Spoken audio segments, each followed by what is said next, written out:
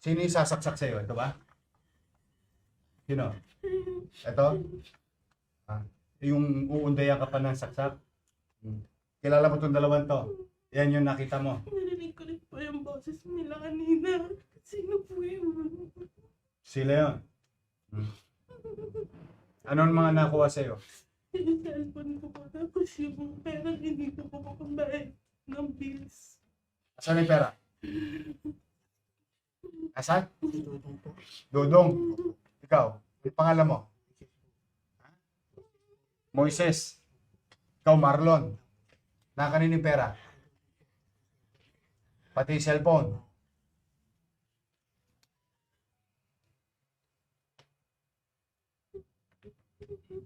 Ayun, ayun. Buwa ka ng ina nyo.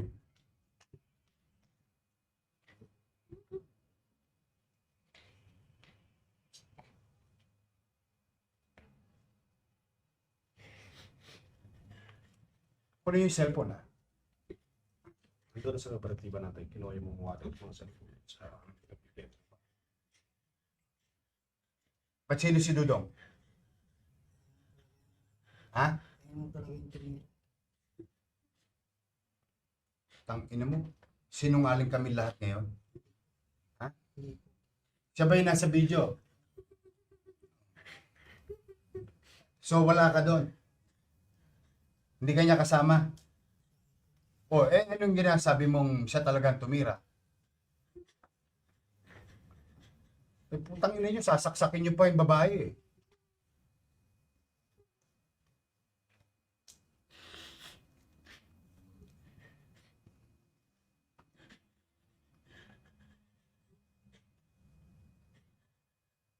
Panginig kayo ng laman eh.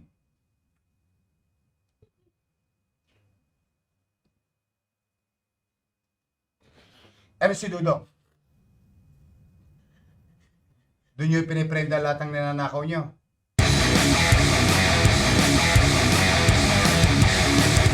Ay magandang tanghali po mga kababayan ko sa lungsod ng Maynila, mga batang Maynila, mga nanay at tatay ko, at ang mga minamahal kong lolo't lola. Ay sana po nasa mabuti kayong kalalagayan. Ay, kami po ay may update sa inyo sapagkat may isa pong concerned citizen na nakuha na ng video at for so long, tahimik po yung Arten, no? Simula nung naupo tayo, talaga pong pinangako natin yan sa tao na pagtitinuin natin yung Arten Avenue na yan o Boulevard, no? Sa matagal na panahon, yan po yung nananamlay na sa mga krimen nangyayari. Ngunit kaninang madaling araw, meron pong isang insidente at ipinagpapasalamat ko sa malakas na loob ng isang netizen na nabidyohan. Pakita nyo nga yung video, yung insidente. Nabidyohan. Ayan po. Binibiktima ho tong isang babae nitong dalawang gago na ito. Muntik pa saksakin. Biri mo, pera lang ang lakad eh.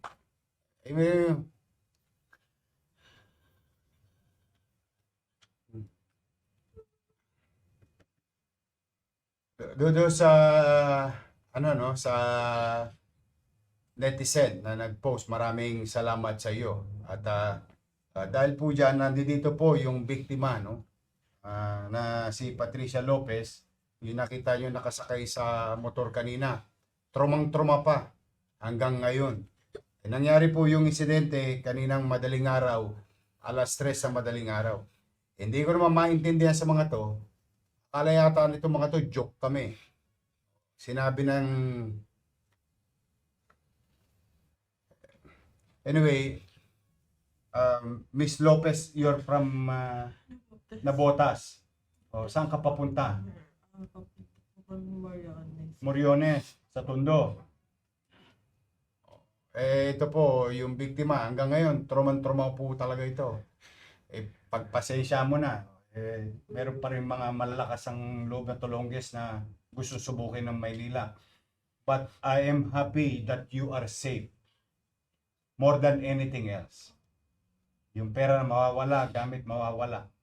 Ang importante sa akin, ligtas ka.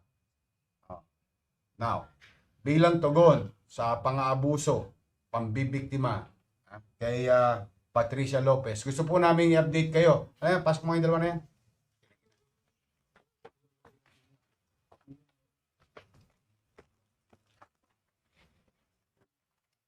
Sino yung sasaksak sa'yo? Ito ba? Sino? Ito? Yung uundayan ka pa ng saksak? Kilala mo itong dalawang to? Yan yung nakita mo. Narinig ko rin po yung boses nila kanina. Sino po yun? Sila yun. Anong mga nakuha sa'yo? Yung cellphone ko po. Tapos yung perang hindi ko po pambayad ng bills. Asan yung pera? Asan? Dodong. Ikaw, yung pangalan mo? Moises. Ikaw, Marlon.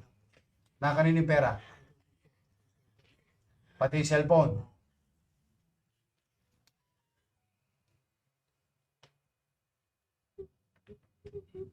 Ayun, ayun. Buwa ka ng ina nyo.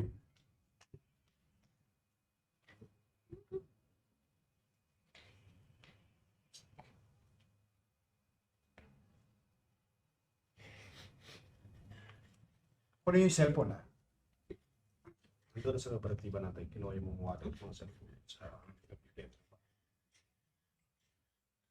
Ba't sino si Dudong?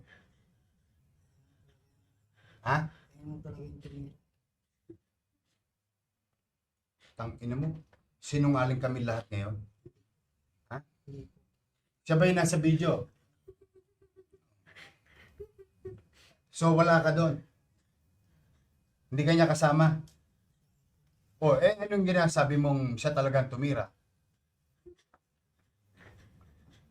Putang ina nyo, sasaksakin nyo pa yung babae eh.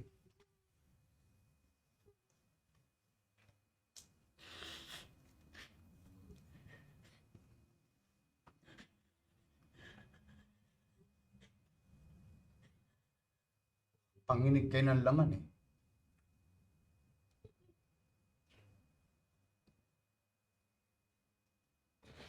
Ano si Dudong? Doon nyo piniprenda lahat ng ninanakaw nyo.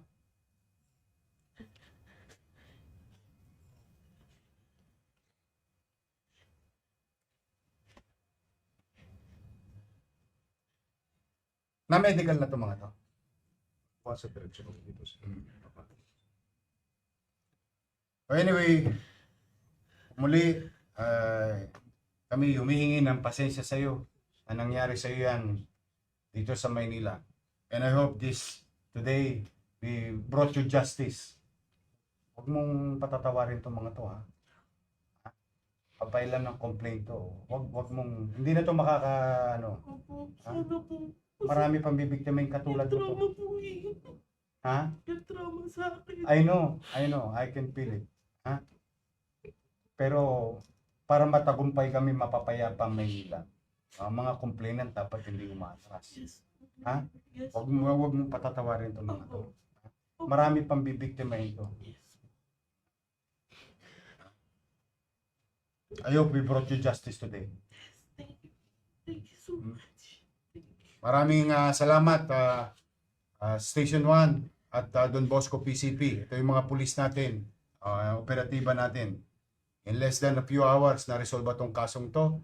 Again, ako'y taus-pusong nagpapasalamat sa ating mga netizen for being vigilant in participating also in our fight against criminalities in the city of Manila.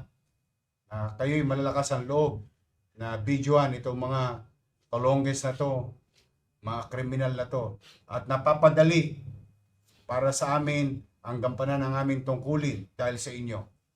Huwag ko kayong mag-aalala lagi, itatago namin lagi ang pangalan ninyo, kayo po proteksyonan namin sa mga bagay na ibinibigay nyo sa aming impormasyon.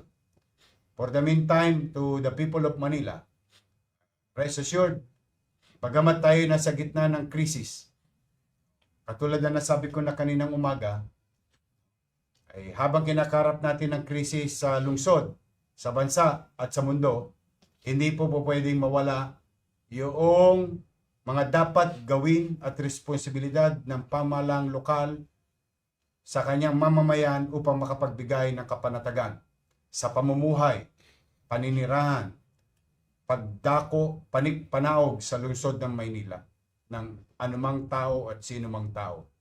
Ito po ang inyong lingkod. Sana po'y nakapagbigay kami ng some level of assurance that justice will be served always. At kami po'y hindi perpektong gobyerno. Itong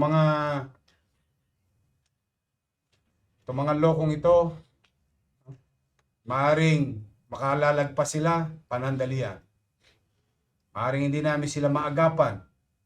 Pero we'll make sure, matter of time, madala sila at mahuli. Pipilitin namin mapagtagumpayan na makapagbigay ng hustisya sa bawat biktima o bibiktimahin. Hindi naman. Now, sa mga talongges, o ito, ilang oras lang, huli na. Huwag niyong subukin.